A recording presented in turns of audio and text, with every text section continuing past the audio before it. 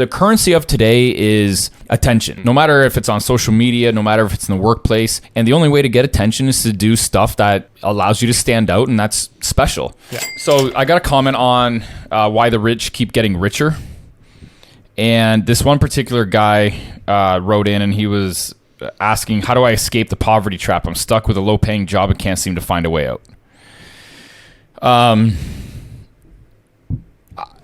And this has been discussed multiple times through different, influencers or gurus or whatever. And this is one of the things that I, oddly enough, actually agree with them on, is the fastest way to earn more money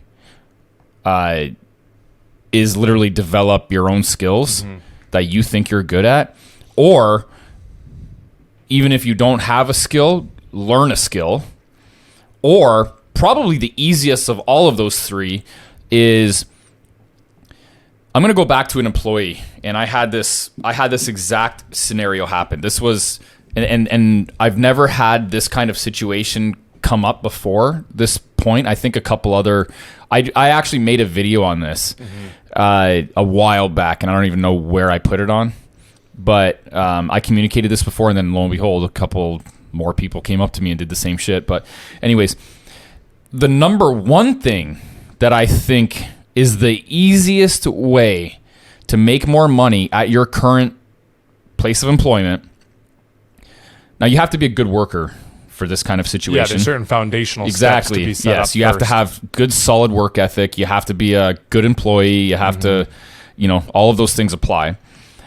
But the number one thing that is the easiest way to start making more money is to ask your boss, owner of the company, whatever, how you can make the business more money. What can you do to make someone's life easier?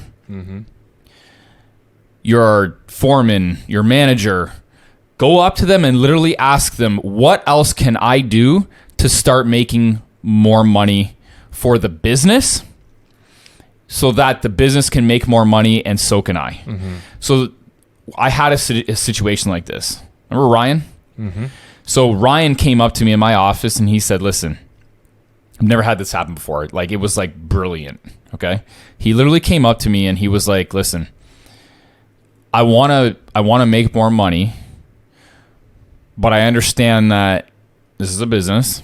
What can I do in the business so that I can help the business make more money so that I can earn more money? I'm butchering it, but that's basically what he said. Yeah. And I was like, holy fuck, that's a great way to approach this scenario. And guess what happened? I gave him more responsibility, and he started making more money literally instantly. But he was a good worker, very reliable, never issues with that guy. Yeah. Okay. And lo and behold, what happened? He earned more money. And he didn't have to develop a new skill. He didn't have to go back to school. He literally went from, I think we grabbed him from a temp job, making minimum wage.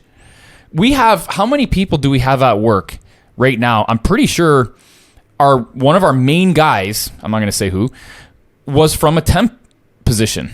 Literally from a temp. Pretty much every position that has any seniority in our company has come from like a minimum wage position to start. They all were. Yeah, they all were. Almost everyone. And we have people that are making great money. Like 70, 80, six figures, like in our company. Yeah. From working minimum wage, zero qualifications for what they're doing. Fucking zero. But because I have great work ethic, and they took that same approach of understanding that they work for a for-profit business, that they have to produce more value than what we're paying them for in order for our business to be successful. They understand that. And they work their ass off, and they are compensated accordingly. And it's as simple as that. So my number one recommendation for people would be, go to your manager, go to your superior, go to the owner, whatever. Ask them what can they do for the business in order to help the business, earn more. Is there something that they could do in order to pick up slack where they need slack picked up? Because I'm telling you right now, there is one type of scenario where I know we've tried to do our best to cut out a lot of overtime, but I would much rather, if we're in a bind, I would much rather pay good employees an overtime wage rather than having to bring in new employees in order to cover that gap. Yeah. I would much rather do it's that. not necessarily to like we're trying to cut out overtime. No. It's we're trying to set up a system where overtime can't be taken advantage Exactly. of. Taken advantage that's of. all it is. Exactly. Taken advantage of. There's been a couple situations where it got so heavy that, having that much overtime and that much fall onto an employee's shoulders, I felt was not a proper type of system. I felt like if we're having that much overtime continuously happen, there's a system that's broken in our employment structure, and we had to address it. So I don't mind paying people overtime if it gets the job done that needs to get done. But what I'm trying to say is, exactly like we were saying, like there was a breakdown somewhere, right? I'm going to take your recommendation even one step further, because the question was like, what could I do for the company that can make more money? Sometimes the manager or owner or whatever might not even be aware of the skill sets that you might even have or what you could potentially learn. Whereas if you were to ask, for example, like, hey, what is the company struggling with right now that it needs to get fixed, independent of me? What is it struggling with? Or what are some new ventures that the company is trying to take on that maybe you don't have the resources for currently that you're trying to do? Exactly. Right. What if, for example, it's like we really want to start doing TikTok marketing, for example. Like we're literally in the point right now where I'm going to have a call this afternoon with somebody that runs a TikTok marketing agency because we recognize a need for that. If a fucking 15-year-old kid were to come up to me and be like, hey, look at this like proof of concept of me growing various like TikTok accounts to fucking 100,000 followers or whatever. Here's the type of content that I do. I film it all on my iPhone and like whatever. I don't give a fuck if you're a 15-year-old kid in high school. We'll give you a great paying job if you're able to prove the value of your work. Now, we're not going to give you that great paying job right up front. But if you do like a 3 or 6 month contract and we're like, holy fuck, this brought in a significant amount of revenue for the company, that justifies it. I don't care if you even graduated high school, let alone university. It doesn't matter. Or what certifications that you have or whatever. Even, for example, anything to do with like the website. If you like don't know anything on like back end web development or Shopify or whatever, and you were to go to the company and say, let's say like for us, like an e-commerce store, hey, what are you struggling with right now? Man, we're really struggling with tracking inventory. Like having a very, very tight fucking grasp on our inventory tracking. And that's just the issue. You and I haven't figured out an exact solution yet. But if someone would be like, hey, I looked through 30 different applications. I vetted all of them. I had all these different calls. I looked through these top 3 different options. This is the inventory tracking system that I recommend. Here's the steps in order to actually implement it. Here's the costs and whatever. I can do it for this price.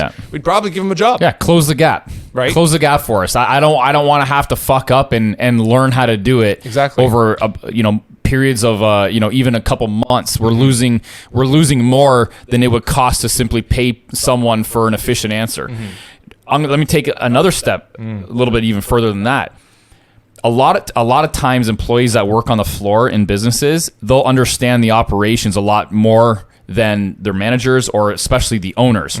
If you can come up with solutions to make the workplace more efficient, that is a big advantage. Okay. So when I used to work at GM, TPT, when I was, going through school and everything, they used to pay people on the floor. I can't remember what did I say? I remember bringing this up to you before. They used actual pay rate. No, they used to call it. Like an improvement bonus. Or whatever. They used to call it something. They used to have a specific name for it. I can't remember, but they would give people it was like a finder's fee if they implemented it was called suggestions.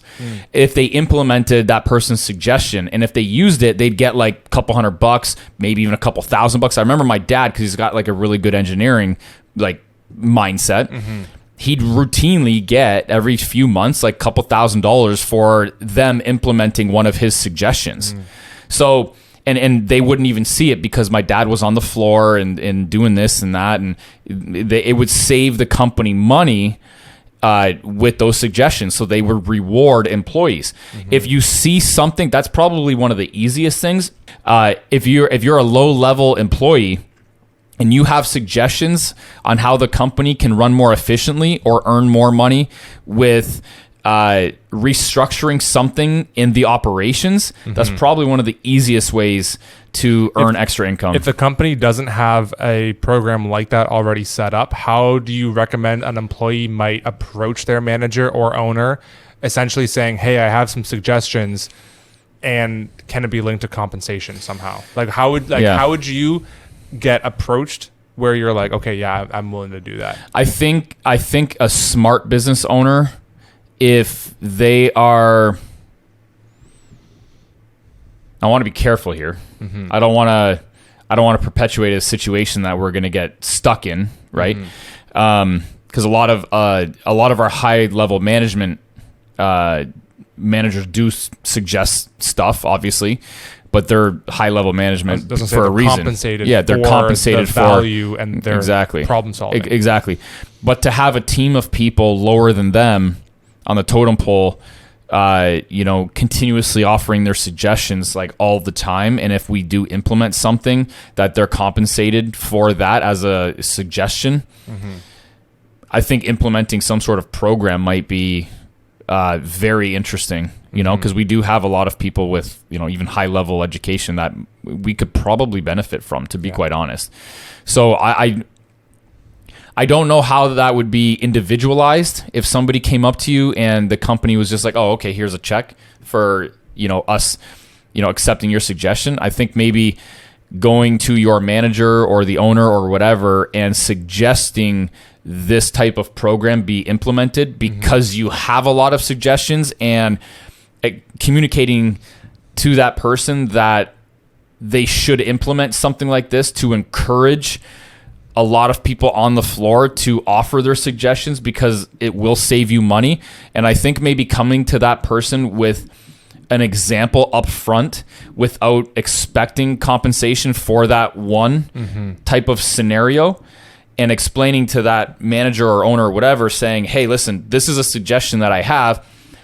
If you implement this, it will cut this or save this or whatever. I think any reasonable business owner would encourage that if their employees are savvy enough to help the business run more efficient. And in the end, maybe cutting someone a check for $100 or whatever, or adding $100 to their pay period is potentially going to save them thousands down the road because of the efficiencies introduced into the business. And I think that a lot of maybe people that are in this position, a lot of these employees, they might think that, okay, they recognize the problem, they come up with an idea for a solution. They almost are like, well, I want to withhold that information, because if I just give that information, then I won't necessarily be compensated for it. Yeah. I think one of the biggest difficulties in running and operating a business is the final step, which is actually implementing that recommendation. So if you just provide an idea, that already in the minds of the management or the business owners,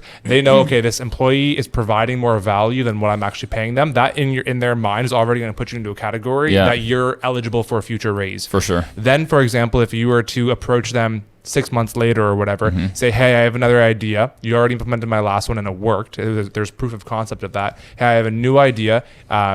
Here's the problem, here's the idea, and I'm also willing to help you implement it if we can discuss some sort of change in my compensation or change in a position. Or at the very least, like implementing some sort of suggestion bonus, right? I think proof of concept is one of the most important things in developing some sort of program like this. You don't want to withhold your ideas.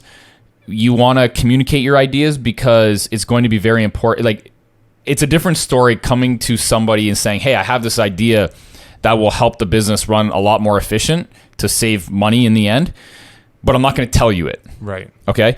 Tell them, show that you have proof of concept of this idea, and then, start implementing more of these concepts down the road so that you are put into a different basket than everybody else. Stand out. You have to stand out. There's too many people in the world now.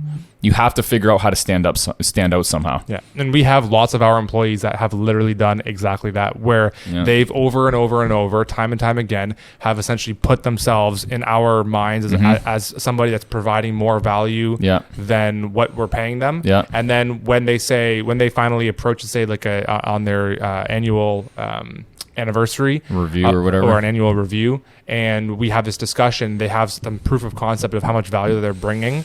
Like, it's totally justified. It's hard. Position. It's hard to deny them of the value that they're bringing to the table. Yeah. So I think a big disconnect these days with people saying that they're not valued at work. Well, maybe you need to produce value to become noticed, and maybe that's why you're not being valued at the workplace. Do something to stand out, because if you're not going to do that, chances are you're not going to stand out. You're not going to be all that. You might still be valued to a certain extent, but you're not going to be really valued. You're not going to stand out. You're not going to be noticed. Stuff like that. You have to do things in the world these days to be noticed. The currency of today is attention. No matter if it's on social media, no matter if it's in the workplace, and the only way to get attention is to do stuff that allows you to stand out, and that's special. Yeah. And that doesn't mean simply existing. And that doesn't mean simply clocking in and clocking out. You have to go above and beyond to get noticed. It is what it is. We live in a society, we live in a world where in order to stand out, you have to go above and beyond mediocrity. And it is what it is.